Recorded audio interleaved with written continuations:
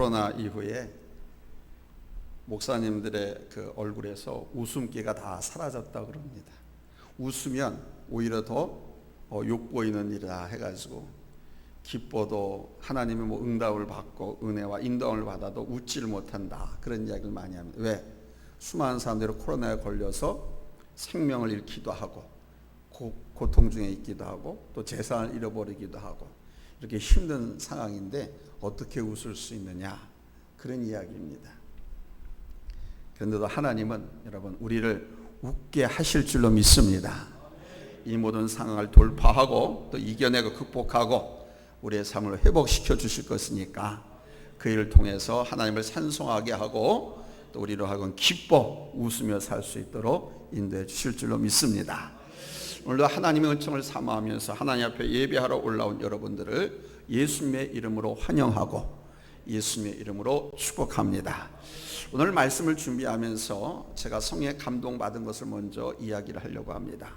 오늘 말씀 중에 하나님의 강력한 성령의 역사하심이 있습니다. 병든 사람들은 그 아픈 병 부위를 손을 갖다 대면서 하나님의 말씀을 들으시길 바라고요. 삶의 문제로 고통 중에 있는 분들은 그 기도 제목을 머릿속에 떠올리면서 기도하면서 하나님의 말씀을 사모하시기 바랍니다.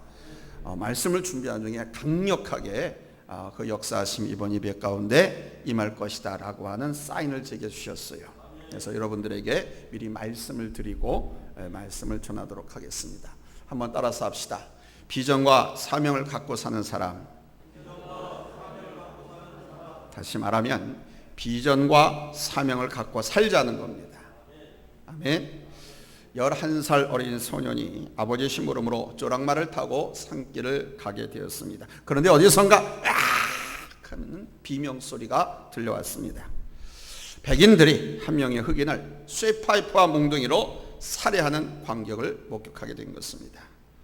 이 소년은 아버지의 심부름을 가던 길을 멈추고 집으로 다시 돌아옵니다. 집으로 돌아와서 자기 방에 들어가서 1박 2일 동안 아무것도 안 하고 식음을 전폐하고 생각을 정리했습니다.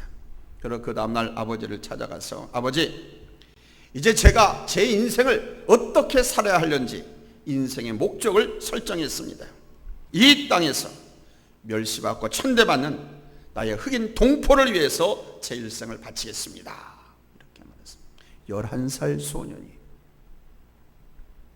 그 이후에 그는 하루에 14시간에서 16시간 공부를 했습니다. 그가 17살 되던 해 미국 하버드 대학 법학과에 미국 최연소 나이로 합격을 하게 되었습니다. 그러나 흑인이라는 이유 하나로 입학이 허락되지 않았습니다. 그 다음에 또 도전했습니다. 합격했습니다. 역시 흑인이라는 이유 때문에 입학이 허락되지 않았습니다. 22살 되던 해까지 무려 7차례 도전을 해서 합격했지만 하버드 대학은 이 흑인 소년의, 이제 청년이죠, 22살, 입학을 허락하지 않았습니다. 미 대법원에 입학 허락 승인 소송을 냈습니다. 대법원에서 재판 결과 이겼습니다. 그래서 대법원은 하버드 대학에 이 청년의 입학을 허가할 것을 명령했습니다. 그 이후로 미국의 모든 대학교에는 단지 흑인이라는 이유 하나만으로 입학을 못 막는 그런 제도를 철폐시키고 누구든지 실력만 있으면 입학이 되는 법령이 마련되게 됐습니다. 그 이후로 이 청년은 미국 흑인 인권 운동의 지주가 되었습니다. 이 사람이 바로 여러분이 잘 아는 마틴 루터 킹 목사입니다. 자기가 수많은 사람을 구하고 그들을 위해서 살겠다고 결심한 사람들은 어떻게 살았을까요? 똑같은 시대를 살아도 무엇을 바라보고 무슨 생각을 하며 살아가느냐가 그 사람의 삶의 질을, 방향을 결정짓죠. 아무 생각 없이 그냥 돈 벌고 먹고 자기 위해서 사는 사람과 생각하면서 목표를 설정하고 살아가는 사람의 삶의 질은 같을 수가 없습니다. 다이아몬드같이 귀하고 복된 삶을 사는 사람이 있는가 하면 그냥 길바닥에 널브러진 돌멩이와 쓰레기 같은 하찮은 삶을 사는 사람도 있고요. 이 사회에 독보석 같은 걱정거리로 사는 사람도 있습니다. 오늘 주님께서 주신 말씀은 금보다도 더 귀한 믿음을 말씀하고 있습니다. 믿음이 금보다 귀한 이유가 무엇이겠습니까? 믿음은 우리 유한한 인간을 무한하신 하나님께 연결하고 죄인인 인간을 거룩하신 우리 하나님께로 이끌어 주는 것입니다.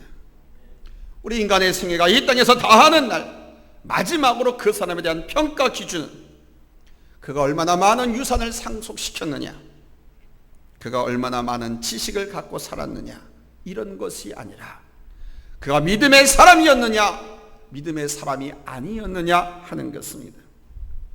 장례식장에 가보면 지난 금요일에도 제 동창 하나가 먼저 하늘나라를 갔습니다. 하나 둘씩 먼저 부름받고 간다는 소식들이 요즘은 이따금씩 들립니다. 슬피기도 하고 어떤 때는 부럽기도 합니다.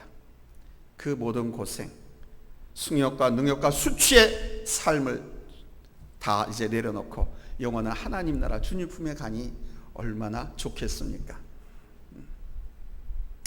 그런 마음이 만감이 교차합니다만 마음이 안타까운 마음이 더 많죠. 장례식장에 가보니까 입구에서부터 얼마나 화려하게 살았는지 근조 화환이 철비하게 늘어서 있습니다. 그것도 모자라서 리본만 띄어다가 벽에다 쫙 붙여놨습니다. 그런데 이분이 그냥 믿음 없이 그냥 그렇게 살다가 가셨다고 하면 그게 남은 가족들이나 친구들에게, 이웃에게 위로가 될까요? 위로가 되지 못합니다. 믿음 없이 그렇게 살다 갔다면 그가 어딜 갔겠습니까? 그래서 위로가 안 돼요. 그러나 반면에 그렇게 화려한 조화는 없습니다. 돌아가신 그분의 영정 앞에 손때 묻은 성경과 찬송가가 놓여 있으면 그것만으로도 이분이 믿음으로 살다가 영원한 저천국 영생에 들어갔다라고 하는 소망, 그것 때문에 여러분 위로가 됩니다. 그런 점에서 믿음으로 비전과 사명을 갖고 산다고 하는 것이 얼마나 귀하고 복된 일인지 모릅니다. 여러분, 비전과 사명을 갖고 사십시오. 첫 번째 대지입니다. 왜 비전과 사명을 갖고 살아야 되느냐? 바로 이 비전과 사명이 그 사람을 보배로운 인생으로 만들어주기 때문입니다. 한번 따라서 합시다. 비전과 사명이 나를 보배로운 인생으로 만들어준다. 자, 오늘 본문 성경 1절에서 3절 다 같이 읽겠습니다. 시작. 믿음은 바라는 것들의 실상이요 보이지 않는 것들의 증거니 선진들이 이로써 증거를 얻었느니라. 믿음으로 모든 세계가 하나님의 말씀으로 지어진 줄을 우리가 아나니 보이는 것은 나타난 것으로 말미암아 된 것이 아니니라. 모든 것은 생각에서 시작됩니다. 이 생각은 모든 것의 뿌리, 생각은 모든 것의 원천입니다. 그래서 오늘 우리의 현재의 모습은 내 생각의 열매입니다. 그러므로 우리가 가장 중요하게 다루고 변화시켜야 할 것은 바로 이 생각이란 놈입니다.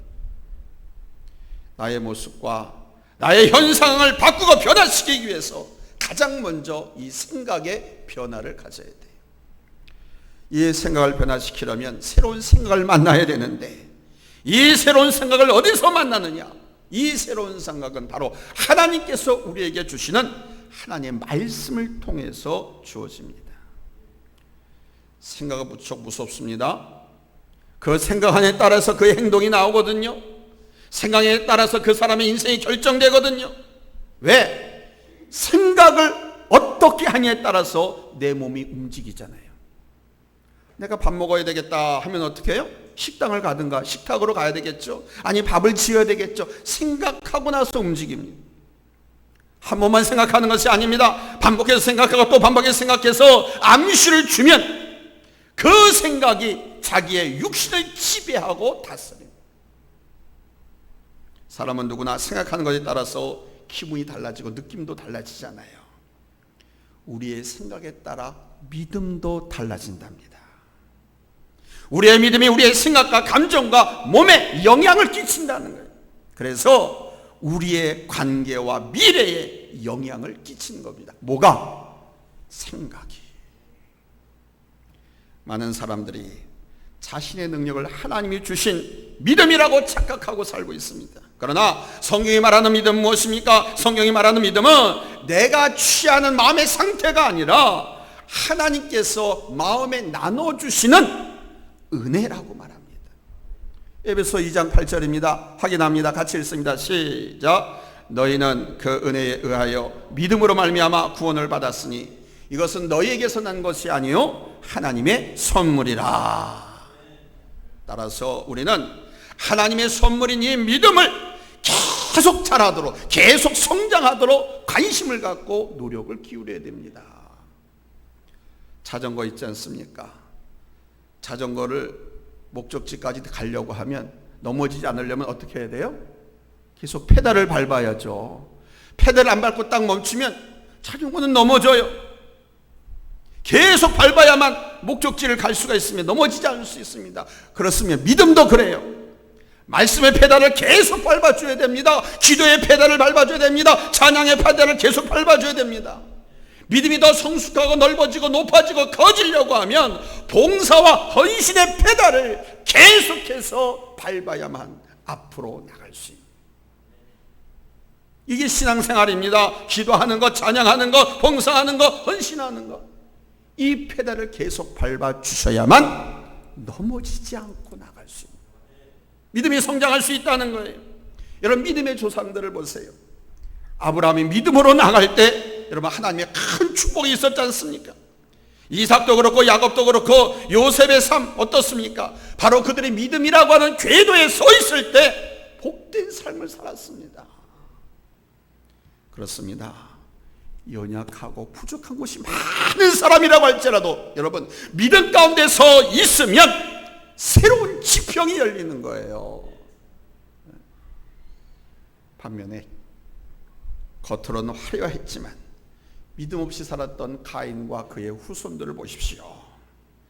그들은 한결같이 노력해서 여러 가지 기술과 문명을 발전시켰습니다. 그러나 창세기 6장에 보면 노아의 홍수 사건을 통해서 그렇게 발전시키고 성장시킨 기술과 문명을 모두 다 물속에 처박히고 물에 쓸려 내려가는 비극을 맞이했습니다. 우리 하나님께서는 하나님의 자녀들인 여러분들 모두가 믿음의 반열에 올라서기를 원하십니다. 믿음으로 살면 더딘 것 같기도 해요. 믿음으로 살면 손해보는 것 같기도 해요. 믿음으로 살면 처지는 것 같기도 해요. 왜 그렇게 가르치잖아요. 네가 믿음이 하나님의 자녀라면 희생을 해라, 손해를 보라, 남보다 나를 더 인정해줘라, 뭐 양보해라, 뭐 용서해라, 뭐 이런 말씀을 들었잖아요. 그러니까 그 말씀 실천하며 살려가 보면은 남한테 지지는 것 같고 지는 것 같고 처지는 것 같아. 손해보는 것 같아. 그러나 여러분 손해보는 것 같고 뒤지는 것 같고 처지는 것 같더라도 믿음으로 살면 결국은 하나님께서 여러분 승리하게 해주세요. 결국은 우리 하나님께서 저 하늘의 신령한 복과 이 땅의 기름진 복을 우리의 가슴에 다 안겨주시는 거예요. 여러분 믿음으로 사시기 바랍니다. 믿음의 페달을 계속 밟으시기 바랍니다. 기도의 페달, 찬송의 페달, 말씀 페달, 봉사의 페달, 헌신의 페달. 할렐루야. 두 번째로 하나 앞에 이렇게 예배드리는 예배의 자리가 바로 그 비전과 사명의 씨앗이 뿌려지는 못자리라는 사실입니다. 우리 한번 성경 읽겠습니다. 본문 3절입니다. 시작. 믿음으로 모든 세계가 하나님의 말씀으로 지어진 줄을 우리가 아나니 보이는 것은 나타난 것으로 말미암아 된 것이 아니니라. 아멘. 그러니까 믿음으로 모든 세계가 하나님의 말씀으로 지어진 것을 우리가 안다는 거예요. 알고 난 후에 믿는 것이 아니라는 것입니다. 그런데 세상 사람들은 알아야 믿지 무슨 귀신 신학 까뭉소리 하느냐고 그래요. 알아야 믿는다고 말합니다. 모르는데 어떻게 믿느냐? 그러나 여러분 성경은 거듭 말합니다. 믿으면 알게 된다. 믿지 않으면 영적인 세계를 이해하거나 알 수가 없습니다. 인간은 바로 믿음을 통해서 우주나 우리 인간의 기운을 알 수 있는 거예요. 믿음은 여러분 하나님의 말씀을 붙잡고 하나님의 말씀을 듣고 하나님 말씀 안에 들어감으로써 생기는 것인 줄로 믿습니다. 뭐 지금은 아직 믿음이 크고 넓지 못해서 말씀을 들어도 잘 이해가 안 될 수도 있습니다. 또 말씀을 들으면 그때뿐이고 돌아서면 금방 잊어버린 것 같습니다. 그러나 그렇지 않습니다. 저 유아실에 까는 아기들이 있습니다. 말도 못하고 막 칭얼칭얼댑니다. 그래도 부모가 예배 제리에 데리고 나오면 그 자녀가 복을 받게 되는 거예요. 말씀 다 듣습니다. 기도 다 듣습니다. 찬양 다 듣습니다. 단지 저 아이들이 아직 언어 능력을 갖추지 못해서, 표현력을 갖추지 못해서 표현을 못할 것뿐이지. 저들이 시간이 흘러서 말을 하게 될 땐 바로 그때 믿음의 열매가 나타나는 거예요.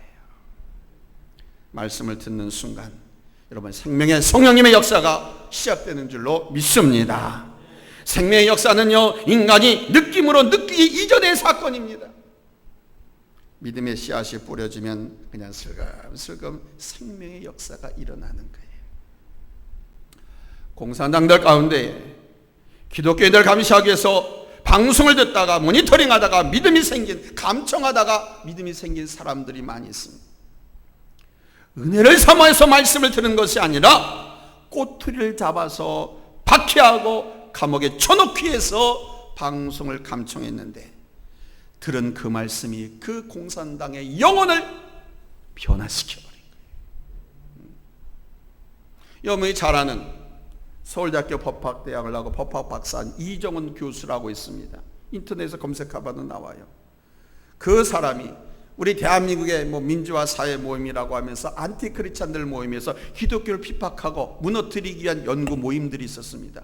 거기에 대표적인 학자였습니다. 그러던 그가 기독교를 핍박하고 탄압하기 위해서는 기독교를 알아야 핍박하고 탄압하고 그럴 거 아닙니까? 무너뜨릴 수 있을 거 아닙니까? 그래서 기독교를 공부하고 연구하기 시작했어요. 근데 연구하고 공부하다 보니까 기독교가 참 종교고, 기독교의 하나님이 참 신이시고, 기독교 핍박하고 없어야 될 것이 아니라 이 나라 이 민족이 살고 부흥하고 성장할 수 있는 것은 기독교가 오히려 더 있어야 되겠다 라고 그 말씀을 연구하고 비판하기 위해서 꼬투리를 잡으려고 하다가 성령의 감동을 받았어요. 그래서 그가 개종했잖아요. 그래서 지금은 오히려 목사님들이나 교회 다니면서 내가 이런 사람이었었는데 내가 이제는 예수를 증거하고 교회를 보호하는 그 방패막이로 내 생명을 다하겠습니다. 그렇게 간증하고 다니죠. 유명한 인텔레입니다. 그뿐입니까? 우리나라가 낳은 세계적인 학자 지성인 이어령 전 문화교육부 장관을 지낸 이어령 박사 또한 마찬가지 아닙니까? 문제는 생명의 말씀을 들었다는 데 있는 겁니다. 믿음이 병들면 여러분 제일 먼저 어떤 현상이 나타나는지 아세요?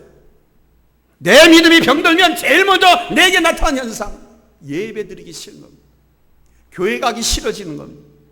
이거 여러분 분명히 알아야 돼요. 전 여러분들 듣기 싫어도 이 말을 꾸준히 합니다. 내가 예배 교회 가기 싫다.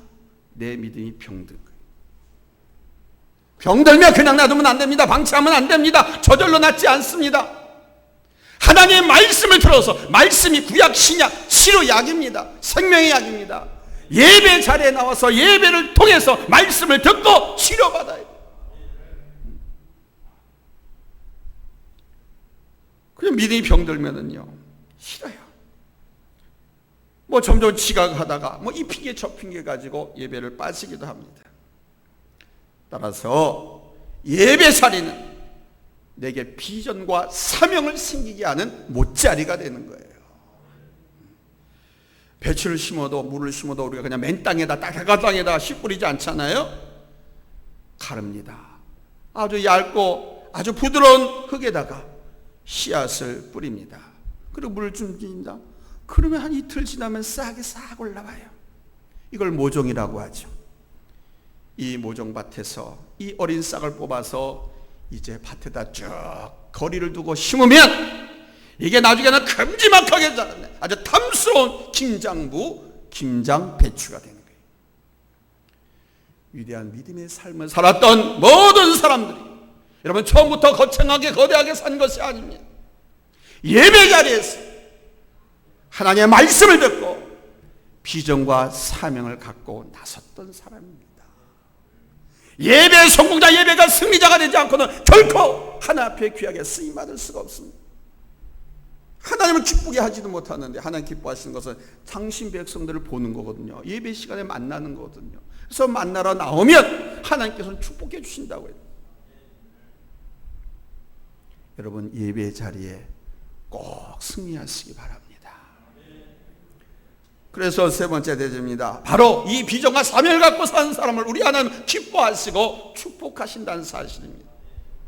오늘 본문 6절 말씀입니다. 우리 한번 6절 다 같이 읽겠습니다. 시작. 믿음이 없이는 하나님을 기쁘시게 하지 못하나니 하나님께 나아가는 자는 반드시 그가 계신 것과 또한 그가 자기를 찾는 자들에게 상 주시는 이심을 믿어야 할지니라. 아멘.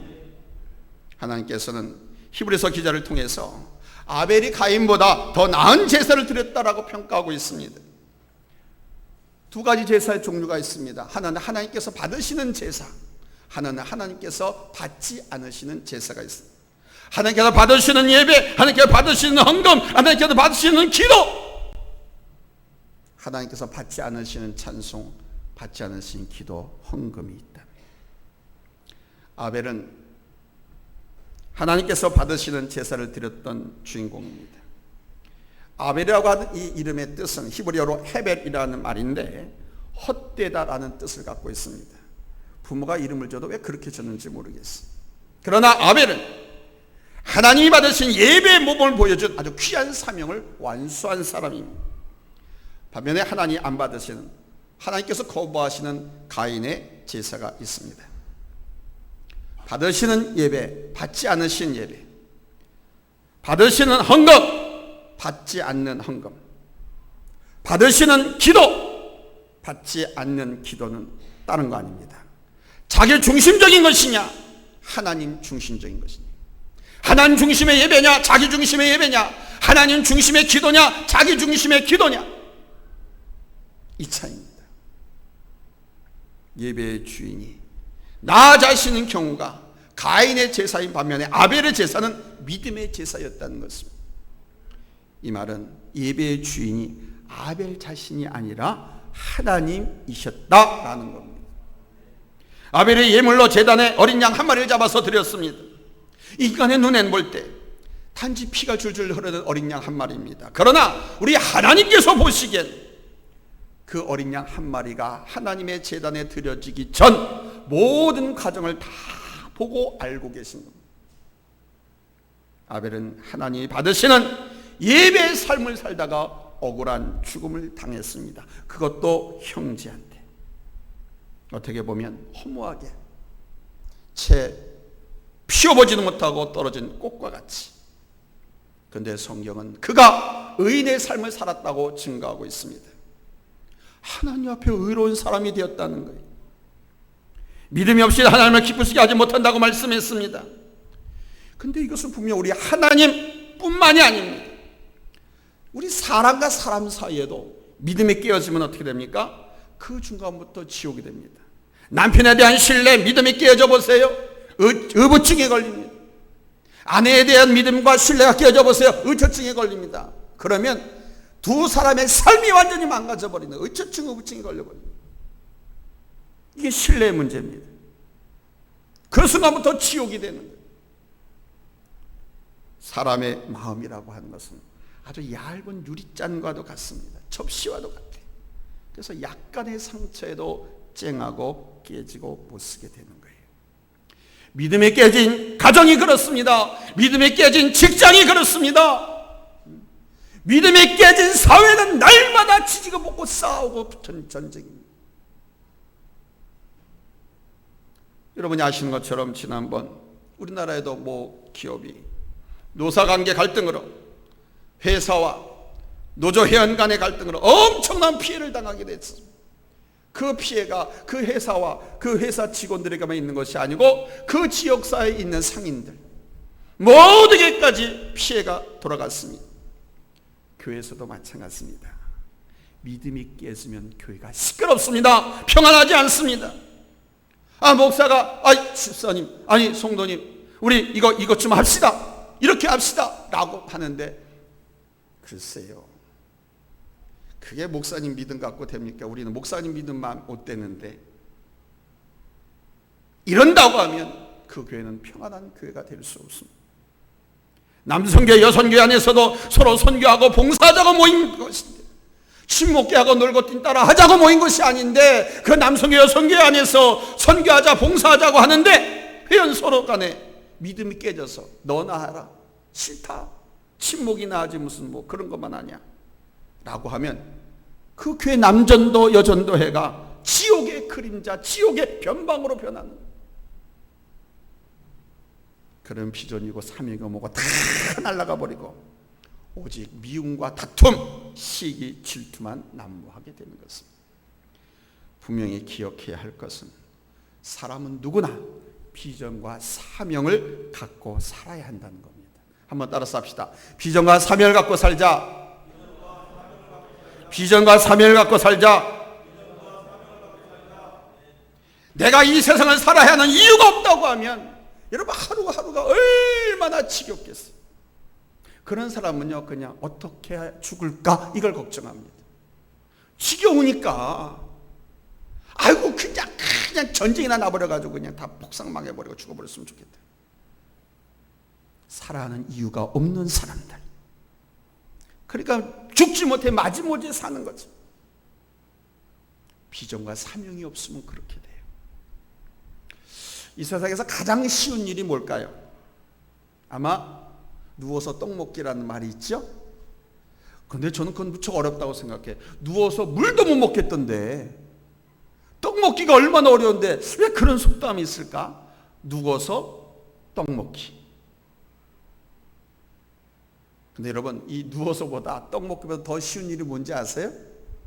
누워서 숨쉬기. 그런데 여러분, 아무리 쉬운 일이 할지라도 내게 의미가 없다면 그게 무슨 소용이 있어요? 그건 고문이죠. 그래서 죽기를 바라는 겁니다. 그런 사람들은 그냥 캐세라 되라 막 세상을 막 사는 거예요. 정말 하루 종일 누워서 숨쉬기만 하라고 한다면 그보다 더 큰 고통이 없을 겁니다. 혹시 병원에 가서 수술 받기 전에 혹시 그런 고통을 경험해 본 사람 있는지 모르겠어요. 꼼짝도 못해. 하루 왼종일 소변 대변도 남이 받아줘야 돼. 아마 사모는 경험해 봤을 거예요. 나도 경험해 봤어요. 숨만 쉬는 거야. 한마디로 말하면 눈 뜨고 껌벅껌벅 움직이면 안 돼. 움직일 수가 없어. 몸이 다 마비되어 있으니. 그게 편한 겁니까? 고통, 고문이죠. 잊지 마십시오. 비전은 내가 세상에서 이루고 싶은 일이지만 사명은, 즉 미션은 내가 세상에서 반드시 해야 할 일을, 내가 하고 싶은 일과 반드시 내가 해야 할 일, 이거를 비전과 미션, 비전과 사명이라고 하는 거예요. 내가 하고 싶은 일과 내가 해야 한다고 생각했던 일이 공통점이 많으면 많을수록 그 사람은 행복한 사람, 그 사람은 축복받은 인생을 살아가는 거예요. 믿음의 사람은 하나님께서 오늘 나의 수고와 헌신이 오늘로서 끝나 없어지는 것이 아니라 영원한 저 천국에서, 아니 우리 하나님께서 내게 상급으로 갚아주신다고 하는 것을 믿으셔야 돼요. 아멘. 이삭은요 그해 농사지어서 100배나 그것이 축복을 받기도 했다니까요. 분명히 우리가 구분할 수 있는 것은 바로 이 비전의 중심이 나에게 있지만 미션의 중심은 나를 떠나서 타인에게 있다는 점입니다. 나만 좋은 것을 위해서 사는 사람이 있는가 하면 나보다 남을 먼저 배려하고 존중하며 사는 사람이 있잖아요. 이게 크리스찬들이거든요. 유아독전 자기만을 주장하고 나만 따르라고 하는 것이 아니라 남을 배려하고 남을 존중해 줄 줄 아는, 이게 크리스찬이에요. 이런 믿음으로 산다고 하는 것이 뭘까요? 하나님께서 주신 말씀대로 실천하며 사는 게 믿음으로 사는 거예요. 하나님께 주신 말씀대로 순종하고 실천하며 살면 하나님께서 갚아주시기도 하고 보존해 주시기도 하고 바꿔주시기도 하고 응답해 주시기도 하고 축복해 주실 것을 믿고서 살아가는, 이게 믿음 아닙니까? 하나님을 기쁘시게 한다고 하는 것은 나만 잘되고 나만 잘 사는 것이 아니에요. 여러분, 히브리서에 나오는 믿음의 거장들, 영웅들, 믿음의 사람들을 보세요. 그들은 한결같이 자신이 잘 살고 자신이 잘 있고 자신이 잘 먹고 살기 위해서 발버둥 쳤던 사람들이 아닙니다. 우리나라의 위정자들도 저는 그러기를 바라요. 하나님을 두려워할 줄 알고 국민을 두려워할 줄 알고 정말 하나님을 사랑하고 그래서 국민을 사랑해서 국민들이 배불리 먹고 편안하고 꿈과 비전을 이루며 열심히 살아갈 수 있는 그런 풍토를 만들어주는, 제도를 만들어주는 그런 마당을 만들어주는 그런 위정자들이 되죠. 말씀했겠습니다. 사랑하는 성도 여러분, 하나님은 여러분 모두가 항상 예배의 자리에 있기를 원하십니다. 왜? 예배의 자리에서 모든 은총과 축복과 우리의 잘못된 점을 지적하고 우리를 바꿔서 하나님께서 기뻐 쓰시고 사용하시고 축복하시는 사람이 되기를 원하시거든요. 평생 하나님 말씀을 듣고 영적으로 성장하기를 원하고 계세요. 하나님이 주신 꿈과 비전을 가지고 하나님의 부르심에 합당하게 살면서 헌신하면서 살아가기를 원하십니다. 한 번밖에 살 수 없는 일생을 하나님의 사람으로 준비되는 것이 축복입니다. 그게 성공입니다. 왜냐하면 하나님은 준비된 사람을 쓰시기 때문입니다. 하나님의 교회에 이런 기둥 같은 일꾼으로 쓰임받는 진정한 믿음의 사람이 다 되시기를 예수님의 이름으로 축원합니다. 할렐루야. 기도하겠습니다.